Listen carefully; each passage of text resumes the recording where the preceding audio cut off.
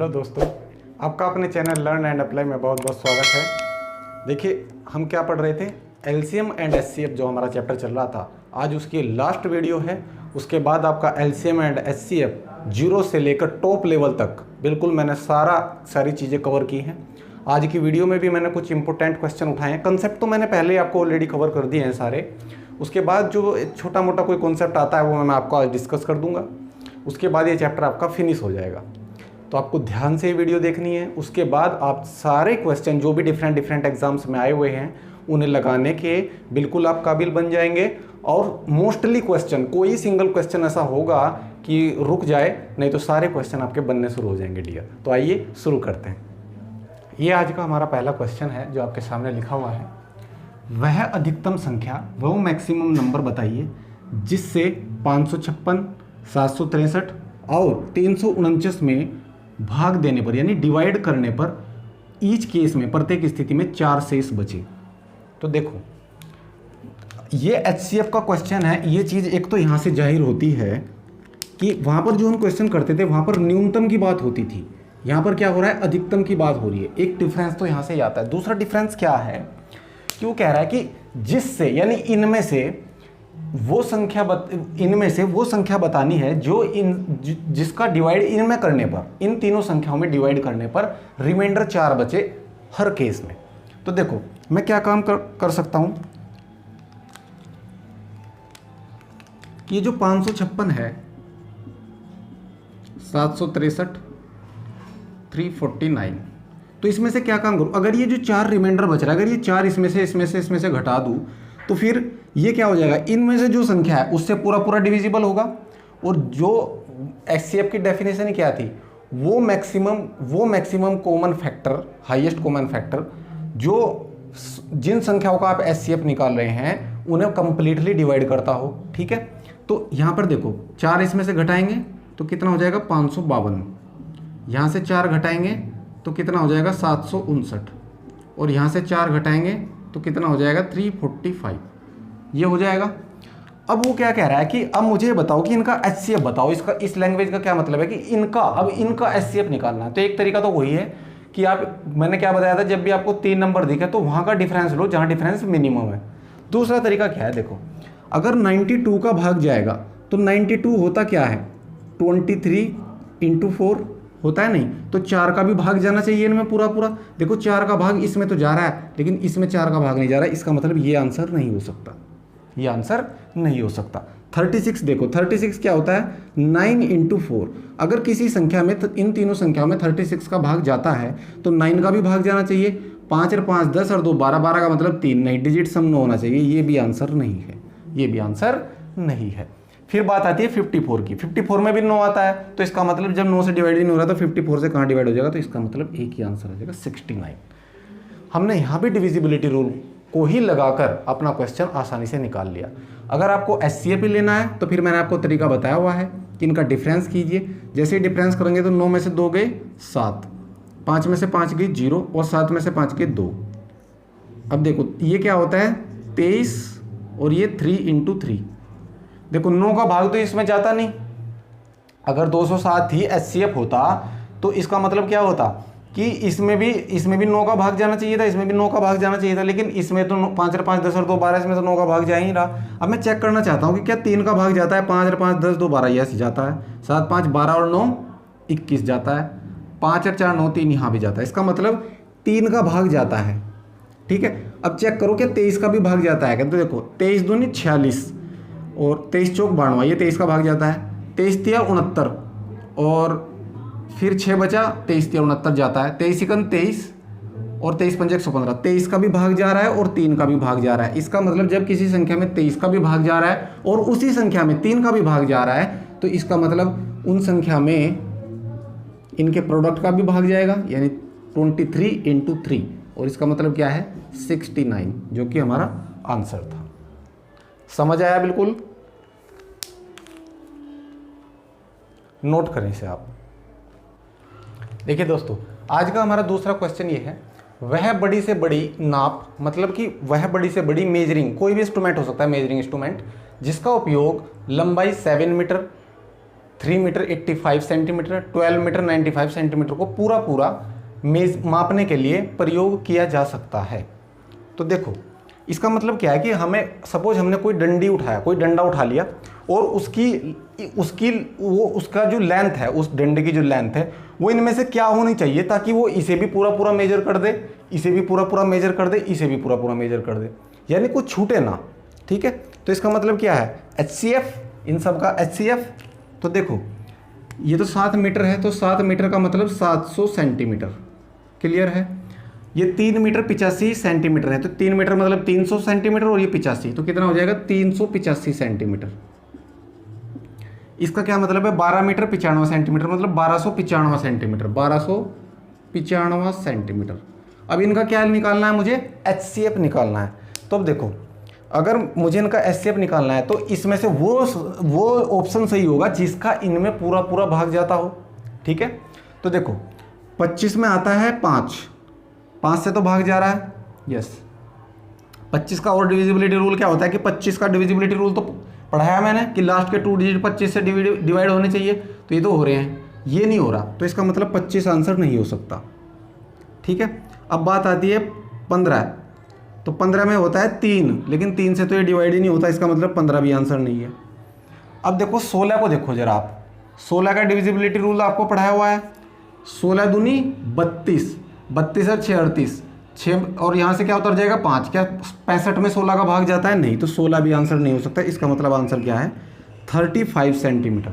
तो 35 सेंटीमीटर का वो मेजरिंग डिवाइस होना चाहिए, या कोई भी आप देसी भाषा में समझना चाहो तो एक 35 सेंटीमीटर का डंडा उठाइए आप और उस 35 सेंटीमीटर से इसे मेजर करिए, इसे मेजर कर लीजिए, इसे मेजर करिए, पूरा पूरा मेजर कर देगा इन्हें, क्योंकि 35 का भाग इसमें भी जाएगा, 35 का भाग इसमें भी जाएगा और 35 का भाग इसमें भी जाएगा। देखो 35 होता क्या है 5 × 7, यही तो होता है, तो 5 का भाग तो इसमें जा रहा है, क्या 7 का भाग जाता है, यस इसमें भी जा रहा है, 7 पंजे 35, 7 पंजे 35 जा रहा है, 7 × 7 5 7 56, 7 पंजे 35, यस। तो इसका मतलब 35 का इसमें पूरा पूरा भाग जाता है, तो इनका HCF क्या हो जाएगा 35। अगर आपको HCF ही निकालना है तो आप क्या काम कीजिए, इनका डिफरेंस ले लीजिए, इनका डिफरेंस ले लीजिए। तो देखो 15 400 तो कितना हो जाएगा 315। ठीक है, तो अब 315 क्या HCF हो सकता है, देखो 315 तो ऑप्शन में ही नहीं है, तो इसका मतलब मुझे और डिवाइड करना है ऐसे, तो क्या हो जाएगा 5 × 6, 5 × 30, 5 × 15। ठीक है, अब देखो 5 का भाग तो इसमें जा रहा है, इसका मतलब 5 मेरा HCF में आएगा। अब देखो 63 क्या होता है, 63 होता है 7 × 63, 7 × 63। ठीक है, अब देखो 7 का भाग तो इसमें जाता है, सब में जा रहा है 7 का भाग, इसमें भी जा रहा है, इसमें भी जा रहा है, इसमें भी जा रहा है, इसका मतलब 7 भी HCF में आएगा। अब देखो क्या 3 का भाग जाता है, नहीं, जब 3 का ही भाग नहीं जा रहा तो 9 का कहाँ से जाएगा, ये HCF में नहीं आएगा। तो जब 5 से भी ये इनमें पूरा पूरा भाग जा रहा है, 7 से भी पूरा पूरा भाग जा रहा है, तो इनके मल्टीप्लिकेशन से भी इनमें पूरा पूरा भाग जाएगा, तो HCF क्या हो जाएगा इन दोनों नंबर का मल्टीप्लिकेशन, क्या 5 × 7, तो कितना हो जाएगा 35, और ये 35 भी तो आंसर आ रहा था। ठीक है, तो क्या ये बात आपको क्लियर है, नोट कीजिए। देखिए दोस्तों अगला क्वेश्चन है हमारा, चाय के थोक विक्रेता होलसेलर के पास 3 अलग अलग प्रकार की चाय हैं जिनका अलग अलग वजन दे रखा है, एक 408 kg की है, दूसरी 468 kg है दूसरे प्रकार की, तीसरी का 516 kg है। समान आकार के थैलों की न्यूनतम संख्या क्या होगी जिनमें प्रत्येक प्रकार की चाय को बिना मिलाए रखा जा सके। इसका क्या मतलब है कि हमें एक ऐसा थैला बनाना है कि जिसमें ये चाय भी पूरी आ जाए, ये चाय भी पूरी आ जाए उनमें, यानी सपोज करो इसके 20 थैले बन गए, इसके 15 बन गए और इसके 25 बन गए, एक एग्जाम्पल के तौर पे, और इसमें कोई भी चाय ना बचे, मतलब पूरी वो उस थैले में आ जाए। और वो कह रहा है कि उनकी संख्या, थैलों की संख्या वो न्यूनतम रखना चाहता है। क्या रखना चाहता है, न्यूनतम। तो अगर मैं थैले की संख्या न्यूनतम रखना चाहता हूँ कि कम थैले यूज में आए, तो मैं क्या काम करूँगा, बड़े से बड़ा थैला बनाना चाहूँगा। और बड़े से बड़े का मतलब क्या है कि इन सब का HCF, तो HCF लेने के लिए मैं क्या काम करूँगा, ये 468 और 516 इनका डिफरेंस निकालूंगा। तो इनका डिफरेंस कितना होगा, देखो 68 और 2 70, 32 तो यहाँ से हो गया, और 16 यहाँ से, तो कितना हो जाएगा 48। अब देखो क्या 48 HCF हो सकता है? देखो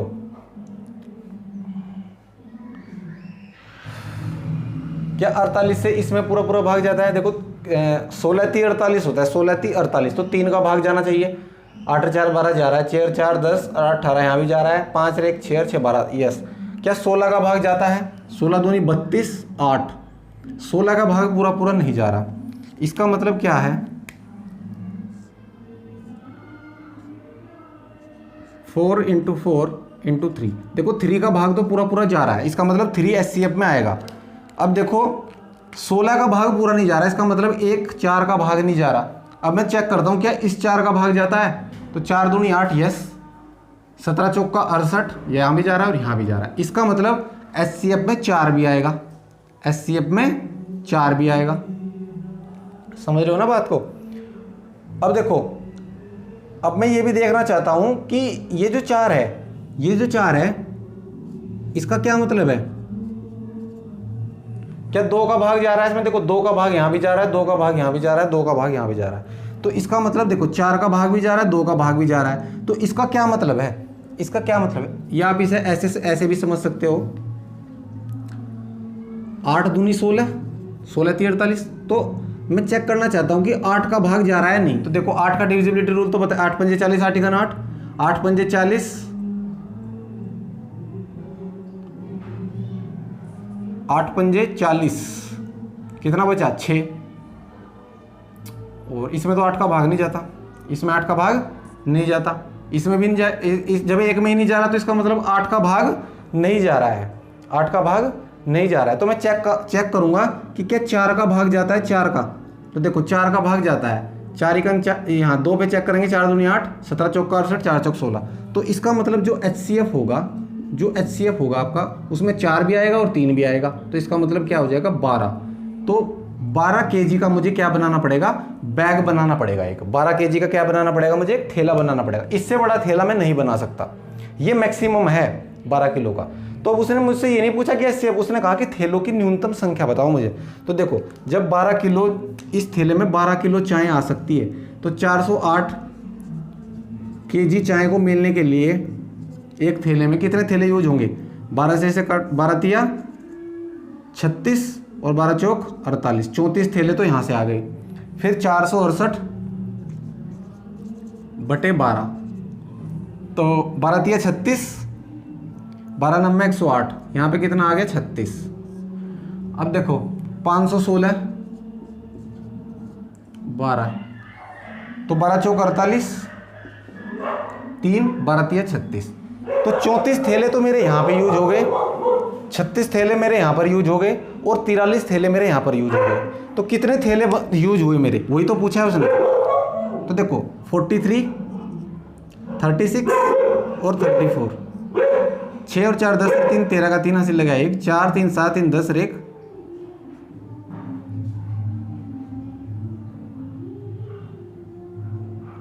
113। कुछ गड़बड़ तो नहीं?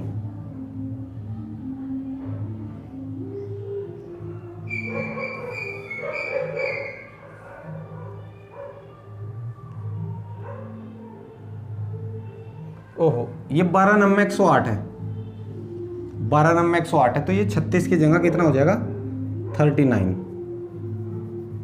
तो 9 और 3 12 और 4 16 का 86 लगा 1, 4 3 7 और 3 10 और 1 11, तो कितना हो गया 116। तो कितने न्यूनतम थैले चाहिए मुझे? 116, यानी 116 थैलों की मुझे ज़रूरत है। यानी 116 थैलों में ये पूरी चाय आ जाएंगी। देखो जो ये पहले प्रकार की चाय है, इसके कितने थैले बनेंगे 34, ये कितने थैलों में आ जाएगी 39, और ये कितने थैलों में आएगी 43। तो कितने थैले यूज हो गए टोटल 116। तो ये इसका आंसर हो जाएगा। क्या ये बात आपको समझ आ रही? क्या ये बात आपको समझ आ रही है? ये बहुत ही अच्छा क्वेश्चन है, ठीक है। एक मेंस लेवल का क्वेश्चन है, SSC CGL मेंस 2017 में इस टाइप का क्वेश्चन पूछा गया था। तो इस तरीके से आपको इसका सॉल्यूशन करना था डियर, ठीक है। इसे नोट कीजिए जरा।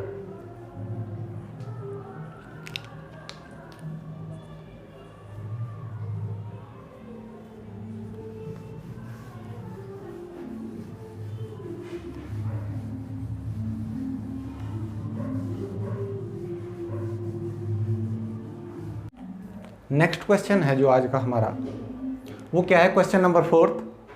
दो संख्याओं का योगफल जो है वो 128 है, ठीक है। उनके एचसीएफ एंड एलसीएम क्रम से रिस्पेक्टिवली 8 और 504 हैं। उन संख्याओं के व्युत्क्रमों का योगफल बताइए। व्युत्क्रमों का क्या मतलब है? इसका क्या मतलब है? रेसिप्रोकल। क्या मतलब है इसका? रेसिप्रोकल, ठीक। उनके रेसिप्रोकल का सम बताना है मुझे, क्या होगा। तो देखो, अगर मेरे पास कोई दो नंबर है, सपोज एक नंबर है ए और दूसरा नंबर है बी, अगर मैं उनके रेसिप्रोकल का सम करना चाहूँ तो इसका मतलब, रेसिप्रोकल का मतलब क्या होता है? इसका उल्टा। तो इसका उल्टा क्या हो जाएगा? 1/a plus 1/b। क्या आ जाएगा? ये a प्लस बी तो ऊपर आ जाएगा और नीचे क्या आ जाएगा? ab, ठीक है।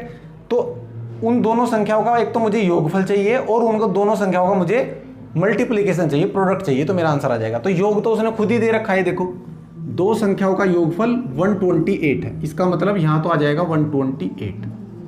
बस ये मुझे चेक करना है ए बी, और ए बी भी उसने दिया हुआ है, लेकिन डायरेक्ट ना देके इनडायरेक्ट फॉर्म में दिया हुआ है। देखो एचसीएफ भी दिया हुआ है और एलसीएम भी दिया हुआ है, एचसीएफ भी दिया हुआ है और एलसीएम भी दिया हुआ है। तो एचसीएफ, अगर मैं एचसीएफ और एलसीएम की दोनों की मल्टीप्लाई करता हूं तो क्या आता था मेरा? क्या फॉर्मूला था? HCF into LCM is equal to पहला नंबर इंटू दूसरा नंबर, यानी दोनों नंबर का प्रोडक्ट आ जाता था। तो इसकी और इसकी मल्टीप्लाई करके मुझे दोनों नंबर का प्रोडक्ट पता लग जाएगा। तो 8 की मल्टीप्लाई करनी है 504 में, ये पूछा था उसने। अब ये 8 से कटेगा कितनी बार? 16, ठीक है। अब देखो इसे 8 से काट लो, 8 दूनी 16 और 8 छिंग 48 और 8 तिया 24, तो कितना आ गया? 2/63। ये आपका आंसर था। तो 2/63 कहाँ पे दिया हुआ है? ये देखो पहला ही ऑप्शन है, पहला ही ऑप्शन है 2/63। ये इस क्वेश्चन को करने का बिल्कुल इजी तरीका है, इससे शॉर्ट नहीं किया जा सकता इस क्वेश्चन को। ये सब करने का बिल्कुल शॉर्ट तरीका है। मैंने डायरेक्ट वही उसी चीज़ के ऊपर अटैक किया है जो उसने पूछा है, ठीक है। 1/a प्लस 1/b, तो इसका मैंने एलसीएम लिया तो ए बी आ गया, ऊपर a प्लस बी बन गया। a प्लस बी उसने दिया हुआ है और दोनों नंबर का प्रोडक्ट वो क्या होता है? फॉर्मूला लिखा रखा है आपको, एचसीएफ इंटू एलसीएम ए इंटू बी। क्या ये फॉर्मूला नहीं लिखा है आपको? इस पे तो कल सवाल कराया मैंने परसों बहुत, ठीक है। तो ए इंटू बी क्या हो जाएगा? HCF into LCM. एचसीएफ भी दिया हुआ है और एलसीएम भी दिया हुआ है, ठीक। नोट करो। देखिए दोस्तों, अगला क्वेश्चन है हमारा आज का, क्वेश्चन नंबर 5। ये क्वेश्चन एसएससी सीपीओ 2019 में पूछा गया है। यहाँ से जो मैंने आपको अभी क्वेश्चन कराया है, ये उसी का ही दूसरा क्वेश्चन है, बिल्कुल उसी पे ही आया हुआ है, लेकिन यहाँ पर इसने थोड़ा सा काम एक्स्ट्रा करवाया है इस क्वेश्चन में। देखो वो क्या है, इसने कहा दो संख्याओं का योगफल 1215 है, यानी जो दो संख्या है उनका एडिशन दे रखा है 12, 15, तथा उनका एचसीएफ कितना दिया है? 81। और यदि संख्या 500 से 700 के बीच है, दोनों संख्याएं जो हैं वो 500 से और 700 के बीच हैं, उनकी जो रेंज दे दी उसने कि ये एक संख्या, जो पहली संख्या वो भी इसी के बीच में लाई करेगी और जो दूसरी संख्या वो भी इसी के बीच में लाई करेगी। संख्याओं के व्युत्क्रमों का योग बताइए। व्युत्क्रम का मतलब अभी मैंने आपको बताया था क्या होता है? रेसिप्रोकल। क्या होता है? रेसिप्रोकल, उल्टा। तो मैंने दो संख्या क्या मान ली? ए बी, जैसे पिछले क्वेश्चन में मानी थी। तो इनका सम पूछा है मेरे से, तो क्या आता था सम? a प्लस बी बटा ए बी, ये आया था। तो इसके लिए मुझे क्या जरूरत पड़ती है? एक तो दोनों संख्याओं के एडिशन की जरूरत पड़ती है, जो कि दिया हुआ है मुझे, ये दिया हुआ है यहाँ पे 1215। तो ये तो मुझे डायरेक्ट दिया हुआ है उसने 1215। अब मुझे चाहिए इनका प्रोडक्ट। अब वो देखो, वो निकालना है। तो देखो उसने मुझे क्या दिया हुआ है? उसने दिया हुआ है एचसीएफ दिया हुआ है 81। तो संख्याएं क्या हो जाएंगी? 81A और 81B, ये संख्याएं हो जाएंगी वो दोनों। और वो कह रहा है कि उनका जो एडिशन है वो 12, 15 है। तो इनका जब एडिशन करूंगा मैं तो क्या आ जाएगा? 81A प्लस बी कितना? 12, 15। तो 9 से काटो जरा, 9 9 81, जब इसे काटेंगे कितना हो जाएगा? 9 का 9, 3 9 तिया 27 और 9 पंजे 45, फिर 9 से काटो से कितना जाएगा 15 9 135, तो a प्लस बी कितना आ जाएगा मेरा 15। अब देखो ये जो a और b हैं ये आपस में कोप्राइम होने चाहिए, ये बात तो मैंने आपको पहले ही बताई हुई है। अब देखो जब आप यहाँ पे वैल्यू रखोगे तो यहाँ पे अगर आप वैल्यू रखते हो a की वैल्यू 1 तो b की वैल्यू आ जाएगी 14, लेकिन ध्यान रखना जब आप नंबर निकालोगे तो 81 b होगा ना, नंबर यहाँ से आएंगे, यही तो है नंबर। तो अगर यहाँ पे आप जैसे b की वैल्यू 14 रखोगे तो 81 इंटू 14 वो तो इसे क्रॉस कर जाएगा, वो इस रेंज को क्रॉस कर जाएगा। 81 की मल्टीप्लाई जब आप 14 में करोगे ना, तो अगर आप 80 में ही कर रहे हो तो 14 अट्ठे 112, ये तो 1120 आ रहा है अगर 80 में ही कर रहा हूँ और मुझे 500 से 700 के बीच में रखना है, तो इसका मतलब ये तो पॉसिबल नहीं है, ये पॉसिबल नहीं है। अब देखो अब यहाँ पर मैं क्या वैल्यू रख सकता हूँ b की कि इस रेंज में आ जाए, तो देखो यहाँ पर b की वैल्यू मैं रख सकता हूँ 6 रखूँगा, 6 कन 6 6 48, नहीं वहाँ भी काम नहीं चलेगा। अगर मैं यहाँ 8 और यहाँ पे 7 रखता हूँ, ये यहाँ पे 7 या यहाँ पे 8 रखता हूँ, देखो अगर मैं यहाँ वैल्यू a की वैल्यू रख देता हूँ 7 और b की वैल्यू रख देता हूँ 8, इनका एडिशन भी तो 15 ही है। तो देखो जब 81 की मल्टीप्लाई आप 7 में करोगे तो 7 1 7 7 56, एक नंबर तो मेरा ही आ गया। दूसरा नंबर क्या आ जाएगा, इसकी मल्टीप्लाई 8 में करो, 8 1 8 और 88 64, तो एक नंबर तो ये आ गया और एक नंबर ये आ गया। क्या ये दोनों नंबर इस रेंज में नहीं आ रहे 500 से 700 के बीच में? यस, ये नंबर भी 500 से 700 के बीच में है और ये जो 648 है ये भी 500 से 700 के बीच में है। अब आपके दिमाग में आ रहा होगा कि अगर मैं यहाँ पे 6 रखता तो इधर क्या रखना पड़ता फिर मुझे 9। तो ध्यान रखना जब आप 9 की मल्टीप्लाई इसमें करोगे ना तो 9 का 9 9 72, 700 कितना हो जाएगा 729 और 729 700 से क्रॉस कर जाएगा। तो इसलिए मुझे यही वैल्यू रख सकते थे यहाँ, a की वैल्यू 7 और b की वैल्यू 8। और जितने भी केस आपके दिमाग में आ रहे हैं वो इस रेंज को फॉलो नहीं करते, इसलिए वो ऑटोमेटिक कट जाएंगे। तो a की वैल्यू 7 और b की वैल्यू 8, तो मेरे पास नंबर आ गए, एक नंबर ये आ गया और एक नंबर ये आ गया। अब मुझे क्या चाहिए, इनका मल्टीप्लीकेशन, तो यहाँ पे मल्टीप्लीकेशन कर दो इसका, कितना हो जाएगा 567 इंटू 648, ठीक है। अब देखो इसे 3 चौक 12, 3 पंजे 15, 3 दूनी 6, 3 एकन 3, 3 छंग 18, समझ आ रही बात। अब देखो और कहाँ से कटेगा ये, 3 एकन 3, 3 तिया 9, 3 पंजे 15 और ये क्या हो जाएगा 3 सत्ते 21, 3 दूनी 6, ठीक है। ऑप्शन में देखो, अब यहाँ पे देखो 5 है, यहाँ पे ऊपर क्या बच रहा है 5 5 बच रहा है सब में, तो इसका मतलब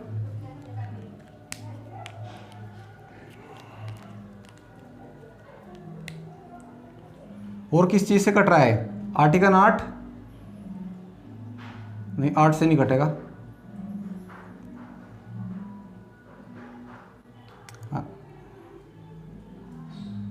9 से कट रहा है। देखो ये आ जाएगा 15 और ये कितना आ जाएगा 9 छिक्की 54, 2 9 तिया 27, ठीक है।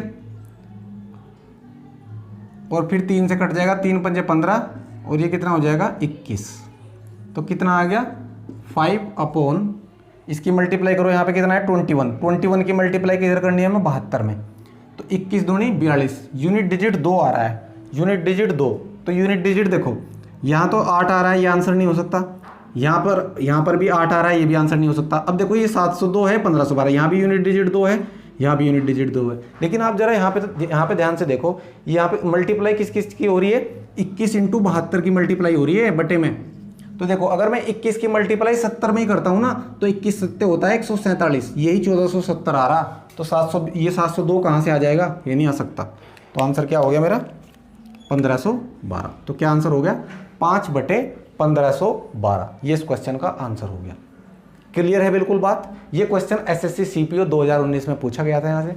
अच्छा क्वेश्चन है बहुत ही, और बहुत ही अच्छे तरीके से आपका जो कॉन्सेप्ट है वो क्लियर हो रहा है इस क्वेश्चन के जरिए। तो इस क्वेश्चन को आप नोट करें और स्टार मार्क लगा के अच्छे तरीके से इसे अपने नोट्स में शामिल कर लें, ठीक है।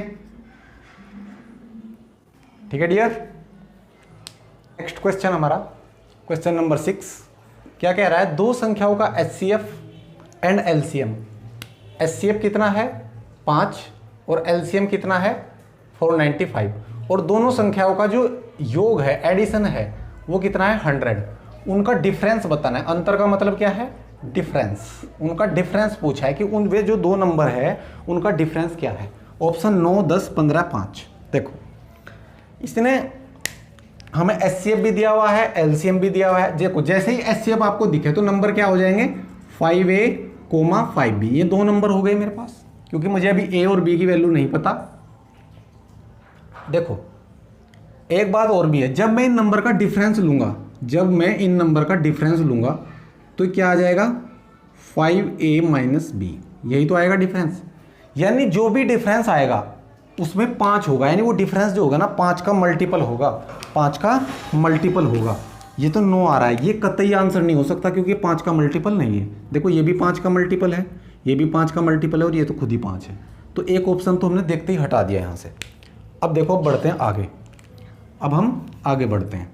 देखो तो LCM मैंने क्या बताया, LCM क्या होता है, LCM क्या हो जाएगा इन नंबरों का 5 × A × B, और कितना दे रखा है LCM 495। तो यहाँ से AB की वैल्यू क्या आ जाएगी, A × B की वैल्यू, ये 5 से कट जाएगा ना, 5 नम 45, 4 5 नम 45, 99। अब A और B जो हैं ये आपस में कोप्राइम रखने हैं आपको, ये तो पहले से ही हर क्वेश्चन में मैं चिल्लाता आ रहा हूँ, ठीक है। तो इसका मतलब क्या हो जाएगा 11 99, 11 9 11 9 जा 99, 11 9 जा 99। तो इसका मतलब A की वैल्यू 11 है और B की वैल्यू 9 है, और कोई वैल्यू यहाँ पे पॉसिबल नहीं हो सकती। आपके दिमाग में आ रहा होगा कि 3 × 33 भी तो होता है, 3 × 33। भाई ये कोप्राइम थोड़ा ही है आपस में, हमें कोप्राइम भी तो रखने हैं, ठीक है। अब देखो अगर आपके दिमाग में आ रहा है कि 1 × 99, तो देखो उसने पहले ही कहा है कि उनका जो एडिशन है ना, योग है, वो 100 होना चाहिए। और जब 5 की मल्टीप्लाई आप इस 99 में करोगे तो यही कितना 5 नम 45, 5 नम 45, 495 हो जाएगा ये। तो एडिशन देखो कहाँ पे जाएगा उसका, तो ये कंडीशन भी तो सेटिस्फाई करनी है हमें। तो इसका मतलब A की वैल्यू 11 और B की वैल्यू 9 हो गई। तो यहाँ से बस नंबर निकाल लूँगा मैं आसानी से।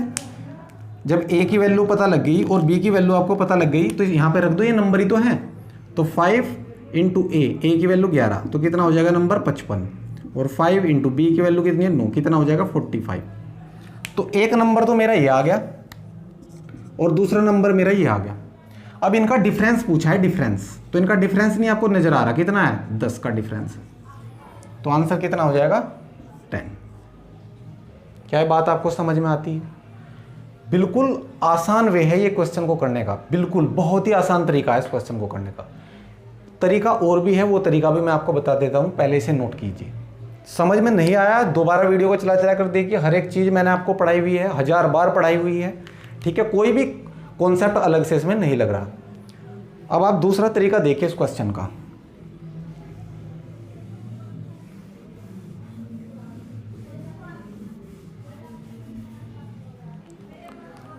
दूसरा तरीका क्या कहता है, देखो A + B संख्याओं का हमें योग दिया हुआ है 100 दिया हुआ है, और क्या कह रहा है वो कि जो HCF है और LCM है A × B, HCF और LCM दिया हुआ है।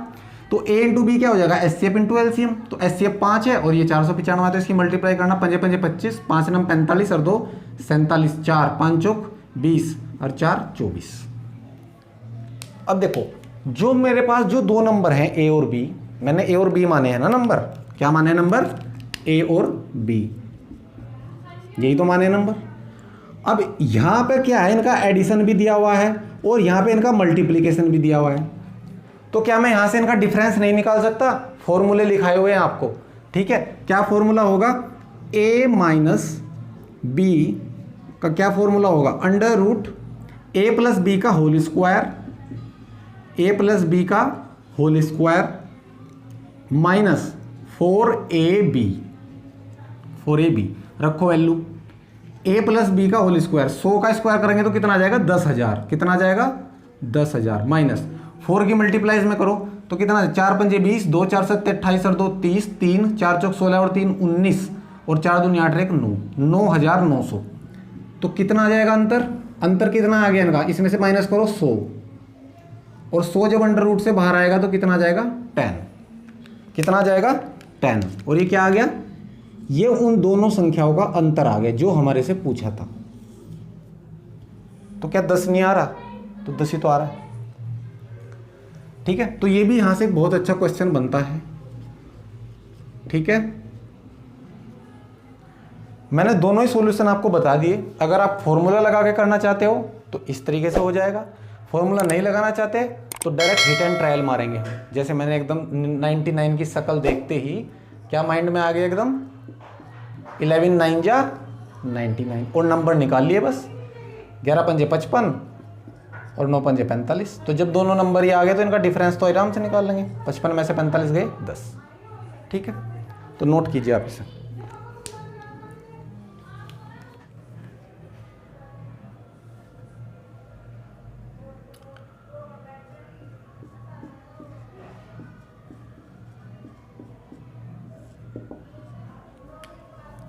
देखो, जो भी मैंने अभी तक आपको कराया है एचसीएफ एंड एलसीएम की हर वैरायटी मैंने आपके सामने कवर की है। अब क्या है, ये लास्ट कॉन्सेप्ट बचता है इस चैप्टर का।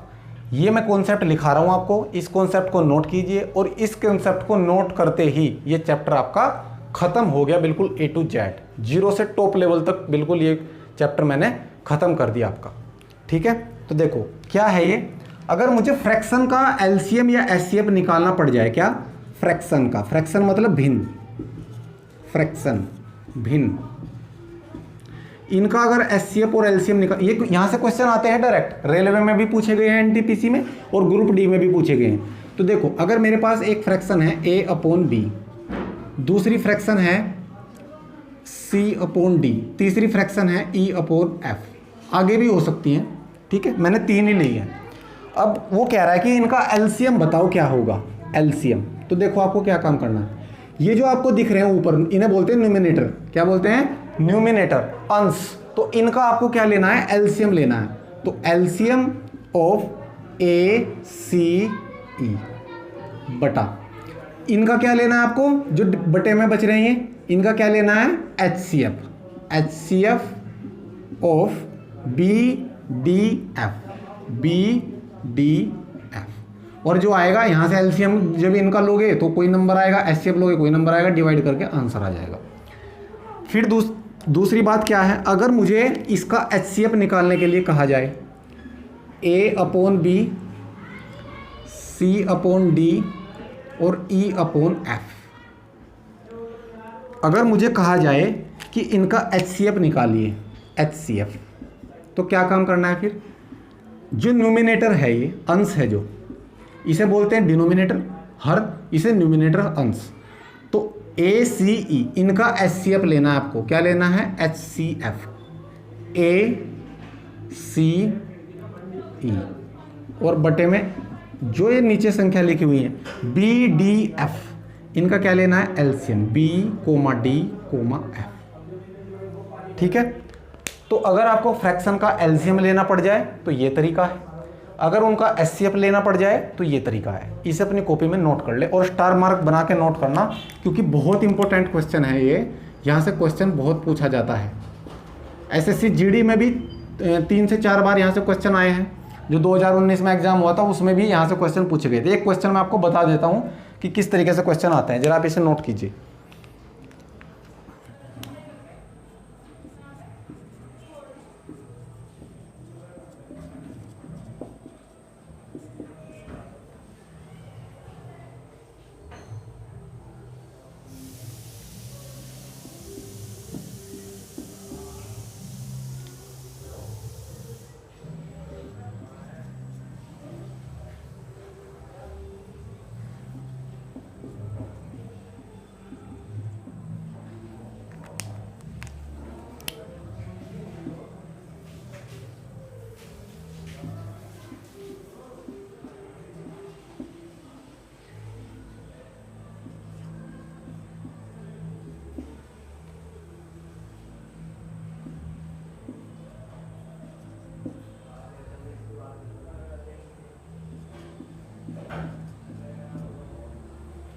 देखो इस तरीके से क्वेश्चन पूछा जाता है। जो फ्रैक्शन थी ना a/b c/d e/f, इस तरीके से दे देगा आपको। पूछ रहा है, ये पूछा हुआ क्वेश्चन है SSC CHSL 2013 में।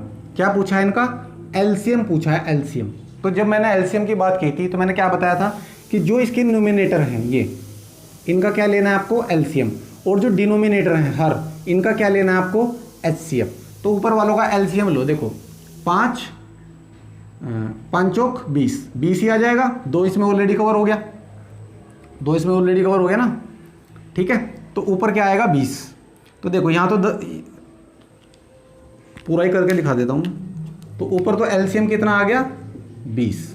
अब ये जो है ये, इनका क्या लेना है आपको? एचसीएफ लेना है। तो देखो एचसीएफ क्या होता है? हाईएस्ट कॉमन फैक्टर, यानी वह बड़ी से बड़ी संख्या जो इन सबको डिवाइड करती हो।